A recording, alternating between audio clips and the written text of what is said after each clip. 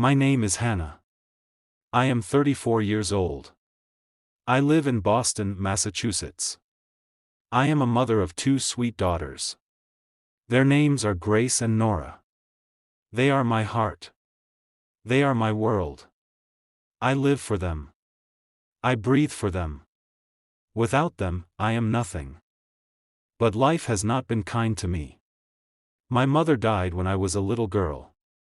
I grew up lonely. Later, when I became a wife, I thought my life would be happy. But I was wrong. When my youngest daughter was only a baby, my husband left. He walked away. He never came back. He never called. He never sent money. He forgot about me. He forgot about his own children. Since that day, I have been alone. Alone, but strong. I raised my two daughters with no family to help me. I do not have a big house. I do not have a good job. I do not have much money. We live in a very small apartment. Every month, I pay rent. Every month, I worry if I can pay again. I do not have a college degree. I do not have many choices. So, I became a taxi driver. I do not even own the car. I rent one every month.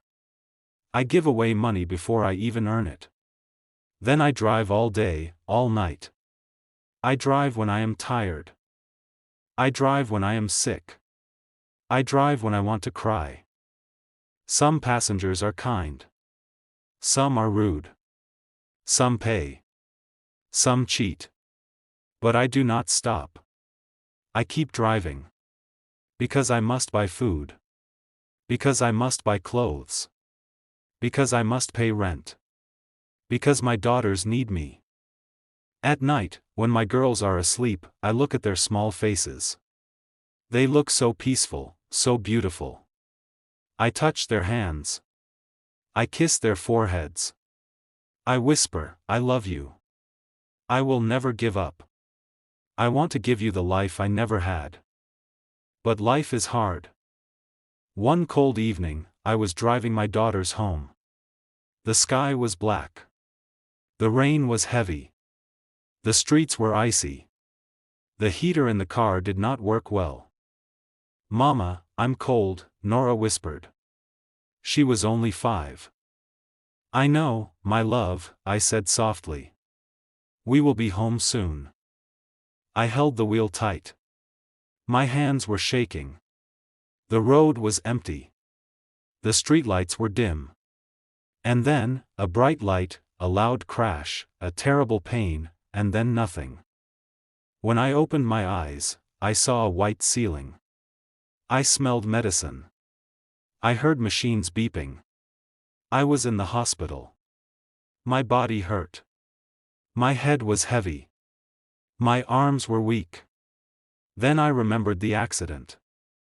My daughters, where were they? I tried to speak. My voice was dry. "Grace, Nora."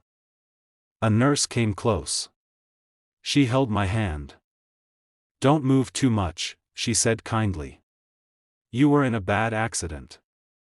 "My daughters," I whispered. "Where are they?" The nurse smiled gently. "They are safe. They are here." Tears filled my eyes. A few minutes later, the door opened. 2 small figures ran into the room. "Mama," they cried. They hugged me, kissed me, held me. I cried too. I held them as tightly as I could. The doctor came in. His face was serious. "You have a broken leg," he said. "You need surgery. You need time to heal." Panic filled my heart. But I have to work. I have to pay rent. I have to take care of my daughters. The doctor shook his head. "You need rest." Then I remembered something worse. The car. The rented car was destroyed. The owner wanted $10,000. I had nothing. No money. No hope. I covered my face with my hands and cried. My daughters cried too. The next day, something happened that I never expected. My story spread on the internet. People read about me. They saw pictures of my daughters. They felt my pain. And many kind strangers sent money. Then one evening, my phone rang. A deep voice spoke. "I heard your story," he said. "I want to help you." I was afraid. "Who are you?" I asked. "You will see soon," he answered. 2 days later, a group of people came to the hospital. They brought flowers. They brought warm clothes for my daughters. Then a young man walked in. He had kind eyes. He smiled at me. He sat next to me. "You don't know me," he said. "But I know you. Why do you want to help me?" I asked, confused. He smiled gently. "Because I can." I cried. I had no words. Days later, something unbelievable happened. The young man and his team paid all my hospital bills. I didn't have to worry anymore. But that was not all. One afternoon, they took me and my daughters to a new place. It was a big, beautiful house. "This is for you," they said. I stared at them. "For me?" "Yes. For you and your daughters." I fell to my knees. I cried and cried. My daughters cried too. We hugged each other. "Is this real?" I whispered. "Yes," they said. "This is real." Weeks later, the young man asked me, "What is your biggest dream?" I wiped my tears. "I want to open a supermarket." He smiled. "Then let's make it happen." And he did. A few months later, I stood in my very own supermarket. Shelves full of fresh fruit, warm bread, happy customers. I was no longer just a poor, struggling taxi driver. I was a businesswoman.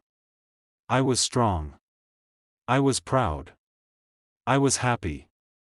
One evening, when the supermarket was closing, I invited the young man for dinner at my new home. My daughters helped me cook. Grace set the table and brought flowers. Nora drew a picture that said, "Thank you for saving our family." When the man walked in, my daughters ran to him. They hugged him as if he was family. I stood there, tears in my eyes. Slowly, I walked to him. Then, in front of my daughters, I fell to my knees. "Please don't," he said quickly, trying to lift me. But I held his hand and cried. "You gave me back my life. You gave my daughters a future. I will never forget you. You are our miracle." He looked at me, his own eyes wet with tears. "You don't owe me anything," he whispered. "Just be happy. That is enough." That night, my daughters and I prayed for him.